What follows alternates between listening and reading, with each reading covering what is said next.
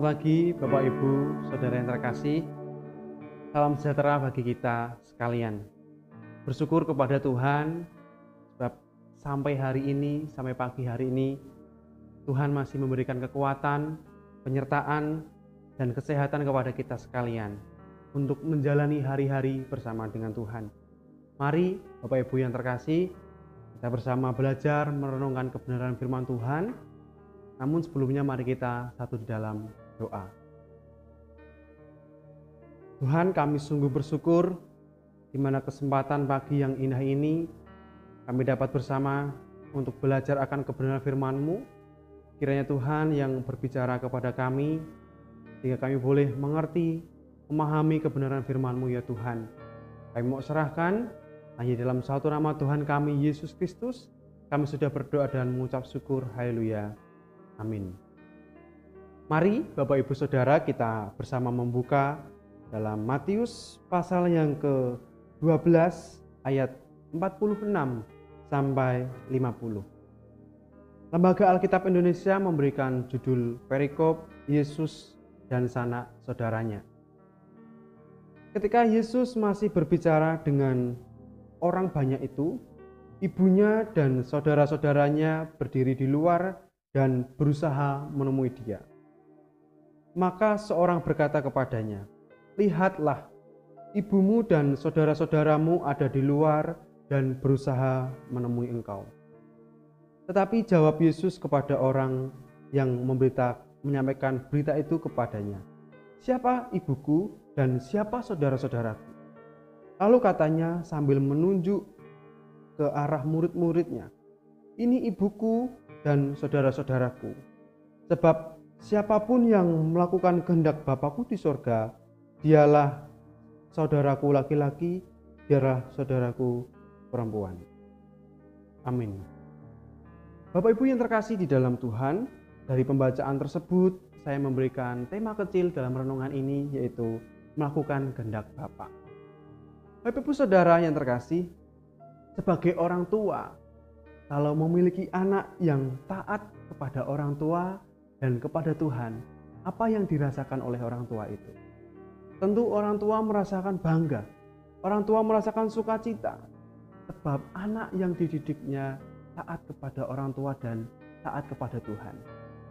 Akan tetapi jika sebaliknya, kalau anak tidak taat, berani memberontak kepada orang tua, pasti orang tua merasa gagal, sedih, sebab anaknya tidak mau taat kepada orang tua dan kepada Tuhan. Dari sini orang tua berusaha bagaimana menanamkan ketaatan kepada anak, supaya anaknya nanti taat kepada orang tua dan taat kepada Tuhan. Bagaimana orang tua sendiri pun juga harus memberikan contoh dan teladan kepada anaknya, sehingga anaknya nanti dapat bertumbuh, dapat memiliki ketaatan kepada orang tua dan kepada Tuhan. Tetapi kalau orang tua sendiri tidak memberikan teladan, bagaimana anaknya mau melakukan teladan itu kepada orang tua dan kepada Tuhan? Bapak Ibu Saudara yang terkasih di dalam Tuhan Yesus, kalau kita melihat teks yang telah kita baca di pagi hari ini, di sana mengisahkan ketika Yesus sedang berbicara. Maksud berbicara di sana adalah mengajar atau memberitakan Injil. Ketika Yesus memberitakan Injil, maka datang orang memberitahukan bahwa di luar sana ada ibumu dan saudara-saudaramu. Namun ketika telah mendapat laporan itu, apa yang menjadi respon Yesus? Apakah Yesus merespon, "Oh terima kasih atas pemberitahuan itu. Oh iya, baiklah." Kalau kita melihat di sana, Bapak Ibu, respon yang sungguh menarik kalau kita melihat di sana. Yesus merespon dan bertanya, "Siapa ibuku? Siapa saudaraku?" Membuat kebingungan kepada orang-orang yang ada pada waktu itu. Bahkan Yesus memberikan respon sambil menunjuk kepada murid-muridnya, "Ini ibuku, ini saudaraku. Sebab barang siapa yang melakukan kehendak Bapa, dia ibuku dan saudaraku." Bapak Ibu Saudara yang terkasih, memang kalau kita membaca ayat perikop ini, terkesan bahwa Yesus tidak mau mengakui ibunya. Bahkan orang-orang yang ada pada waktu itu menangkap, oh kenapa Yesus malah balik bertanya.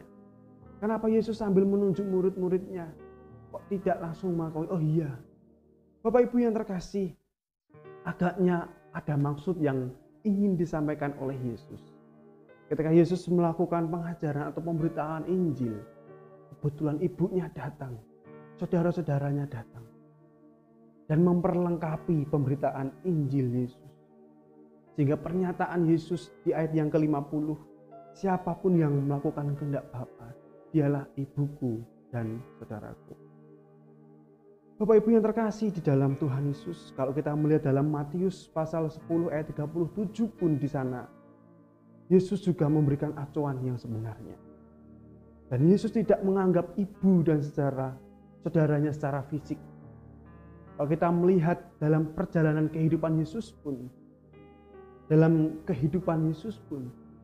Yesus membutuhkan figur atau sosok manusia yang menaati kehendak Bapa. Dan itu pun ada pada sosok Maria. Kalau kita melihat dalam perjalanan kehidupan Yesus, ketika Yesus masih di kandungan, ketika Yesus berada dalam kandungan dan Maria yang mengandung Yesus, Maria penuh dengan ketaatan. Bahkan ketaatan yang dilakukan oleh Maria adalah ketaatan yang penuh dengan risiko, di mana Maria bisa saja diceraikan oleh Yusuf, Maria bisa saja dikucilkan, bahkan Maria bisa juga dirajam batu karena ada Yahudi yang hamil di luar nikah. Jadi Maria adalah figur yang taat. Bahkan ketika Yesus berumur 8 hari, Maria pun juga menyunatkan Yesus. Ketika Yesus umur 30 hari, Maria menyerahkan Yesus di bait suci dengan mempersembahkan korban burung terkukur dan 2 burung merpati. Ini adalah wujud ketaatan Maria, di mana Yesus membutuhkan figur atau sosok orang yang penuh dengan ketaatan. Di sana Yesus bukan berarti menyampaikan siapa ibuku, siapa saudaraku. Tidak eksplisit menunjukkan bahwa Maria itu bukan ibunya, bukan seperti itu. Tapi ada yang ingin ditekankan oleh Yesus kepada banyak orang terkait siapa yang melakukan kehendak Bapa. Dia ibuku dan saudaraku. Jadi Bapak Ibu Saudara yang terkasih di dalam Tuhan Yesus, dari kisah ini kita dapat belajar bahwa yang pertama kita dapat belajar terkait dengan ketaatan. Seperti Maria yang taat. Bahkan Yesus pun juga taat ketika berada di keluarga yang penuh dengan ketaatan, itu Maria dan Yusuf. Dalam setiap kehidupan kita sehari-hari, sudahkah kita memiliki ketaatan sebagaimana yang dimiliki oleh Maria? Sudahkah kita memiliki ketaatan dalam kehidupan kita, di tengah keluarga kita, tengah pelayanan kita, di tengah pekerjaan kita? Sudahkah kita memiliki ketaatan? Sebagaimana kita pun juga harus mendidik keluarga kita memiliki ketaatan. Lalu yang kedua, kita dapat belajar terkait dengan keluarga dalam iman. Bapak Ibu Saudara yang terkasih, kalau kita melihat di sana ketika Yesus memberikan jawaban dan menunjuk kepada murid-muridnya, ini ibuku dan saudara-saudaraku.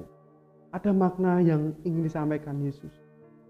Ketika murid-murid diakui sebagai ibu dan saudara-saudaranya. Karena murid-murid Yesus rela meninggalkan keluarganya, rela meninggalkan sanak saudaranya, harta bendanya untuk mengikut dan melayani Yesus.